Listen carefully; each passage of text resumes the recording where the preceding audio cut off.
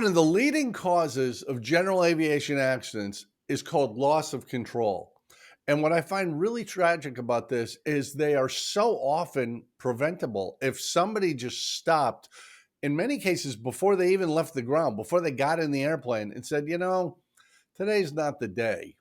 It's just so common and unfortunate. Do you have a perspective on loss of control? Aeronautical decision making begins at home, Jamie. Yeah, I notice in the ACS, judgment is one of the things DPEs are looking at, and we focus so much on the test, and we don't really think about you've got to carry that into your real life. Judgment is what keeps you going in this business. It's not having the right haircut or the right clothes or the cool airplane. Anybody flying anything can get into a situation that they can't get out of. It's really frustrating because year in and year out, and it's consistent year in and year out. Loss of control is right there at the top. Go back and look at any of the NAL reports, which have been renamed the McSpadden report recently, and it's just mind-numbingly. I don't even know what the term is. It just it's beyond me. Why? Because it's preventable. Yeah, and I suspect most pilots have some frame of reference to this. And I'll tell you, in my case, because I was doing some research for this video about an accident we're going to talk about in a minute, but very similar to a situation I had. New Year's Eve, 1990, I'm flying from Sanford to Gainesville, Florida. I'm building cross country time towards my instrument ticket. I've got 120 hours, something like that at this point. And I was a student pilot for 2 years. So I had very little experience at this point. But you're scheduled to go, and the weather was acceptable at Sanford, although not great, but it was okay. But as I flew along, by the time I got to Ocala, which is a little more than halfway, I was down to 700 feet to stay below the Mm. clouds. And at that point, I had the clarity to say, this is stupid. I should go home because I'm not going to get to Gainesville. Between where I was in Gainesville, there's a place called Paynes Prairie. Right. It's a huge swamp area. I mean, it's very popular with hikers and things like that. But because it's wet and the weather was not great, there tends to be really bad visibility there down low. There's fog. And it was just that moment where I'm like, this isn't worth the risk. There's towers out here. I'm going home. And I did. I checked my logbook on this the other day. I ended up with 1.8 hours, and it wasn't cross country time. It was just Sanford to Sanford. But it's okay. I always keep, from that early in my career, Pat, I always kept it in mind. I can turn around. I don't have to go where I thought I was going to go. And unfortunately, that seems to be something that some pilots just don't have in their head. I can divert. I can go back. You lived to learn the lesson, Jamie. That's Yes, the I good did. thing And I'm about glad it is about you it. lived to learn the lesson, right? And sadly, including this one that we'll be talking about here in a little bit, they either had never encountered something like that before, but if they hadn't survived, they took the wrong lesson from it. Yeah, and we've alluded to it, but what we're talking about is an accident that happened in November of 2023. Flight was going from Kissimmee, where you just recently Right. were, Kissimmee, Florida, going up to Gainesville, which was my destination back in 1990. I'm going to argue that the pilot never should have taken off in the first place. First of all, Kissimmee was IFR when he showed up at the airport. This is a young pilot. He got his ticket in 2021. This is 2023, and he's got a total of 66 hours. Yeah. So this is not a pilot who we would call proficient by any No, not means. at all. It's IFR on the field, and he waits for the situation to get a little better. And when I go back and look at the weather records for that day, the weather reports are being reissued every few minutes because the weather conditions are changing dramatically. And it appears this kid was basically looking for a hole to launch off into. Right. Yeah. As I was looking at the report, they were talking about broken clouds at 800 feet above the ground, and a minute later, a few at 800 feet AGL. Um, yeah, that's rapidly clearing, but that can be misleading. It can be Yeah, it's misleading. rapidly clearing right here, Right. but 5 miles away, that could be a whole different Yeah, deal. that's exactly right. All those clouds that were low over the airport right now could be 10 miles away in the direction of his flight. And so, yeah, it the other day I was going to take a couple of friends of mine for a ride, non-pilots, in fact, very little Mhm, time, if any, in little airplanes. And the ceilings was forecast to be 2,500 feet broken at the time of our departure. And at the time of our departure, it was actually close to 1,800 overcast.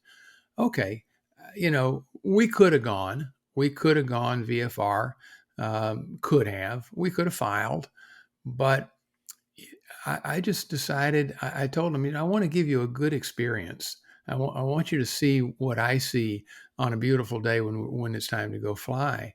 And so we basically postponed the trip to a couple of weeks down the road from when we're talking right now. And I'm a fairly experienced pilot, but I looked at that and just said, that's just, I might do that by myself or with an experienced pilot, and we would file IFR, we'd go. But this was supposed to be a fun flight to give somebody a good experience. And why do I want to push the envelope on something like that, when we don't have to go? So sometimes saying it's okay not to go is just fine. In this particular case, and I'm not familiar with this young fellow, never met him, but with 66 hours over basically 3 years of holding a certificate, and according to what I was looking at in his logbook, he had uh, 3.2 hours of instrument time. One of those apparently was actual 2.2 simulated. I would think mhm. it's reasonable to think that he probably hadn't flown under the hood since he got his certificate. I'm speculating, but and now That's common, though. yeah, That's yeah, normal. Most people don't actually do yeah. it after they get their Right, and private. he would have had a flight review, Mhm. at some point, probably a year prior to the accident, I'm guessing, kind of based on the chronology you're talking about. But I would guess based on this that at the very most he might have had 2/10 of an hour under the hood. The 3 hours are required for private, and Mhm. he had 3.2 maybe under the hood on the flight review a year earlier or thereabouts. He might have had 2/10. That's just not enough. As you well know, it's so different. And those who are watching who aren't instrument rated or haven't had any time in the clouds, I'm just here to tell you that it is way different in the clouds than it is flying with any kind of view limiting device. One of the great discoveries of my flying life was when I got into instrument flying and found out you don't move your head when you're in actual, you move your Yeah. eyes. And that was a shocking discovery that you can become so disoriented so quickly just because you looked down and looked up or looked to the right and looked back. That alone will start that process. And we couple that with, granted, some of this is speculation about how frequently or how recently he had done hood work. He's flying an airplane he only bought 2 weeks prior. So it's a very unfamiliar airplane. There's no way he has enough time with those hours in that time period that he's really familiar with the airplane. And it's a 1964 Piper Cherokee. Perfectly good airplane. I've flown them. I like them. They're terrific. But it had an essentially original panel. Mm. So you're dealing with instruments that are 50, 60 years old. Okay. Potentially, sure, potentially. Yeah, and well, I've seen a picture of the panel, and it was the old style attitude Oh, indicator where you have the black ball with the white got line. it. Okay. It's not an upgraded panel in any stretch of the Yeah. imagination. But all of these things combine together, and sometimes we don't think that. And I've never met this pilot, although I have talked to people who knew him, and they suggest that maybe he suffered a bit from the macho attitude. Mm. I can do this, no big deal. I'm on top of it. And I actually think I'd probably have to talk to a psychologist or a psychiatrist about this. I think that's rooted in insecurity, trying to prove yourself when nobody cares. There's nobody to prove anything Right. to. I think we've both have that situation. You just kind of described one, Pat, where it's not that great. And we just say, yeah, I plan to go today. I'm not gonna. I don't need to work that hard. I don't need to be in that kind of stress. Yeah. But the whole point of the loss of control, there's nothing wrong with the airplane. There's nothing wrong with the pilot, but they just can't get through these conditions. And we have to recognize we all have a limit on what we can handle, especially single pilot operations in an aircraft. In this case, this fella took off out of Kissimmee, went a little bit to the west, which is normal because his destination was Keystone Heights, which is just northeast of Gainesville. And there's a restricted area there. So normally you'd go a little bit to the west so you didn't clip the restricted area. Starts off normal, 2,500, 3,500 feet, cruise, everything's good. And I suspect he was trying to get on top of Yeah. some scuddy stuff. Probably so. But but his altitude got as low as 500 feet for an extended period of time. I mean, it wasn't just a minute or two. Right. And then up as high as 6,800. And you've seen that flight path, Pat, from that whole part where he made a turn and then headed west. It's just chaos Yeah. for several minutes. Yeah. And the last radar tracking, I think, showed him going down at something like 5,000 feet a minute. So, he's pointed nearly straight down. One of my personal minimums when it comes to flying IFR is I won't take off. I will not take off in an airplane for an IMC flight, in the clouds type flight, without a functioning autopilot. Now, if I have an experienced instrument pilot in the airplane with me who can handle the radios and the radio communications and things like that, that's a little different situation. But if I've got my wife or my family, or if I'm by myself, or someone who's not a pilot in the airplane and the autopilot's not functioning, it's simply a no-go for me. It's not illegal to take off that way. And, I'm a fairly experienced pilot. I've got probably 250 or 300 hours of actual IFR time. And when you consider that most of the time, folks who fly like we do use that instrument rating to pop up through the clouds and get to clear on top, and then fly an approach to get down below, that's a fairly substantial amount of actual in the clouds time. So, and I won't fly that. And I'm no Superman. I'm no super pilot by any stretch of the imagination, but I won't do that. And so here you have this young fella.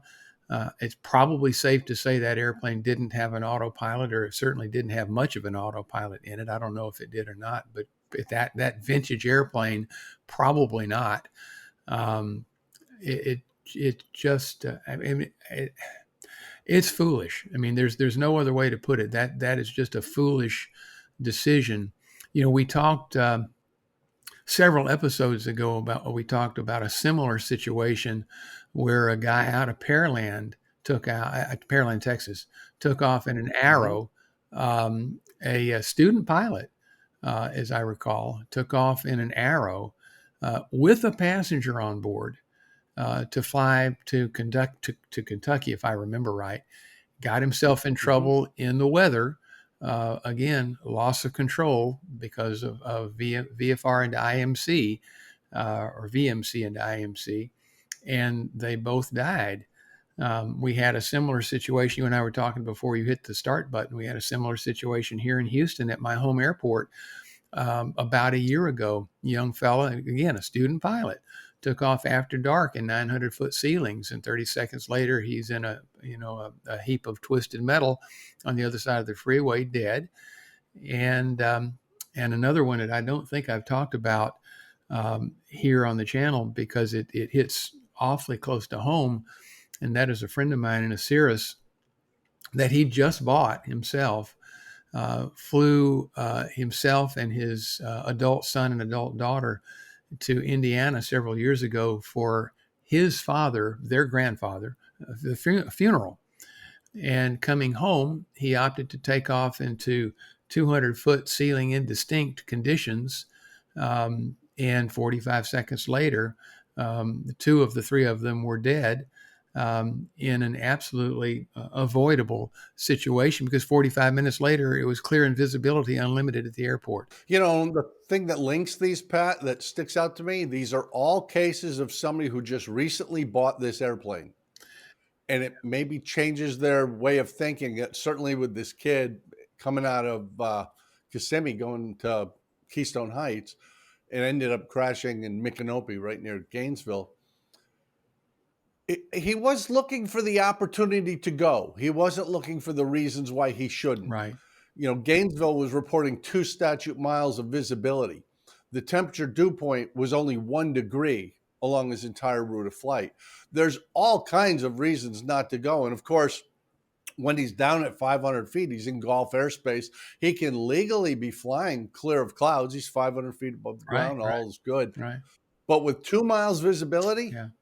and it's legal, but we've talked about this. It's galactically stupid to be flying VFR with 2 miles visibility. Yeah. You're only seeing a number of seconds ahead of you. It's just an accident waiting to happen. And unfortunately, that is what happened. We get caught up in this thing where I planned to go, so I'm looking for the circumstance to be good enough that I can go. And we're not thinking about the en route phase or the destination and looking actively for what's the thing here that tells me this is a bad idea. We are all subject to that, Jamie, and it doesn't matter how experienced you are. Relating back to this situation with my friends that I was going to take for a ride this week, this week, I kept looking for every single silver lining I could see in the taff and the moss and whatnot. Um, uh, Trying to figure out, is there any way that we can make this flight? And it just finally dawned on me, even after all these years. Wait a minute, this is stupid. Let's not try to look for reasons to go. Let's look for reasons not to. And on the ledger, on the scale, the reasons not to go really outweighed the reasons to go. And it was, so at that point it became, it's kind of like practice what we preach. We talk about in Rusty Pilot, and we talk about all these safety seminars. We talk about, look, the way that you can remove the gotta go pressure is to let your passengers know, look, right now there's no reason why we shouldn't be able to make this trip in a day or two. But look, things can happen. I can maybe not feel good. Maybe you guys aren't feeling good. Maybe the airplane's maybe not quite optimal. Maybe the weather's not looking too good. Or even you get to the airport and you take off and the weather begins to deteriorate. But if you have the conversation with your passengers in advance that, there's a very, very real possibility that we're not going to be able to make this flight. And are you okay if we scrap it? And I found myself having to remind myself that, wait a minute, we teach this stuff all the time. And it was kind of sobering to realize for a moment that, something, I'm subject to that kind of stuff just like everybody else, looking for reasons to go because you don't want to disappoint your passengers. You want to give them a fun time, but we're not going to give them a fun time if the ceilings are too low. Even if they're flyable for an experienced pilot, it's not going to be a fun trip. It may not be safe, especially if they get freaked out over something. And now we're fighting low ceilings and wind and not optimal visibility, and you've got a passenger that may be in distress. It's just it's a recipe for disaster. Well, and safe is the goal. And, one of the things I reflect on, Pat, is I loved unusual attitudes when I was going through Mhm. flight training. I thought that was all the fun in the world. I just thought it was great. The instructor or the examiner would have me close my eyes and put my head down, and the airplane would do all dipsy doodles. And then they'd say, okay, your airplane. And you pop your head up and you correct whatever's going Right. on. But what if you pop your head up and it's a whiteout? Yeah. Are you really that good on the instruments? And that's really the situation we're talking about, because you're flying along in scuddy conditions. It's not great, but I'm good. I can do this. I'm John Wayne, Gary Cooper, Brad Pitt, whatever. I'm good. I got it. And then you enter the cloud, and you're just totally lost now. And that's what the flight path on this flight, unfortunately, that terminated with a fatality for this young guy. That whole flight to the west, when he just does a series of really tight turns. And one thing, I was talking to a friend who's a CFI who actually knew this pilot, and he was saying, this was an old panel with a very old gyro system. What if he tumbled the gyro? Which is possible if you've gotten into too much of an attitude bank or Yeah. pitch. Then it's useless to you. Now you're flying along in IMC with nothing but altitude and airspeed. And that's awfully hard to really control an airplane by. Yeah. So the lesson of all of this is, as you said, Pat, we all risk this. We are all human beings and have to get past our ego and our self-esteem issues and whatever's making us feel like I've got to go. We got to start looking for reasons not to. Because as I say when we open this, loss of control accidents are one of the leading killers of general aviation pilots. I mean, that's what causes most of the accidents. And there are other scenarios, takeoff and landing, stall, spin Yeah. things. But so many of them are people flying into IMC or flying in really, really sketchy conditions, and they find out too late. I just can't handle this. Not for that long. And if there was one thing in all of those accident scenarios that you mentioned, the takeoff and landings and maneuvering and all that kind of stuff, that is almost 100% avoidable, it's flying via VMC into IMC and loss of control as a result. That is just about 100% avoidable. And the reason that I say just about 100% avoidable is just a very quick story. Years ago, I was flying at night, beautiful night outside, forecast to be clear and visibility unlimited, and I flew into a cloud. Um, it was probably the only cloud for thousands of miles around, but I found it. And therefore, um, a short period of time, um, of course, all my plates and charts and everything, this is before ForeFlight, that's how long ago it was. Plates and charts and everything are in the baggage compartment because, hey, it's clear and visibility outside, visibility unlimited outside, and a beautiful night. But just for a few seconds, there was absolute panic. That might be a little overstated, but a great deal of consternation. Having flown into this cloud, and how long am I going to be in it, and what should I do? And of course, ultimately, I made a 180-degree turn and got out of it.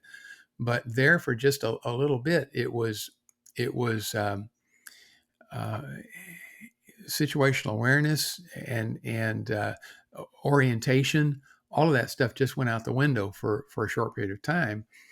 And I was an instrument rated and experienced instrument pilot at that point. So it's hard for me to, well, I guess it's actually easy for me to imagine how someone who's not experienced like that could seriously panic and lose control of the airplane very, very quickly. Um, it's just so avoidable. It's just so avoidable, and that's what just it hurts so much when you read these accident reports and you're reading about these folks that should be, getting up and going to work tomorrow morning, and instead they're not. And it's I think the takeaway from all this, Pat, if I may be so bold, for those of us who are fortunate enough to buy an airplane, take some time to get used to that airplane. Fly with somebody who's experienced that type. Get some time before you go challenge yourself in that. And for everybody who flies, start looking for the reason to say no instead of the reason to say yes. I've often said that if you're doing your cross-country flight planning and find yourself saying, this will probably work out, that's a hard no. Probably should never come into it, because there's enough things that can go wrong under the best of circumstances. And you're absolutely right. These accidents are completely avoidable. They are 100% self-induced. And it really is maybe the first and only time these unfortunate pilots find out that it feels exactly the same right side up climbing as it does upside down diving. And it's unfortunate if, if you pop out at 800 feet and you're 70 degrees nose down at 300 knots, you're not pulling this out before you hit the dirt. Yeah, it's sad but true. Be careful out there, folks. Yeah, absolutely. And that's the message, I think. Be careful. Really look for those reasons to say no. Pat, I know this is kind of a unfortunate topic, but I think it's important that we cover it from time to time, because it doesn't matter if you've got 10 hours or 10,000 hours. You need the reminder. It's okay to not go. Even Pat Brown says no sometimes.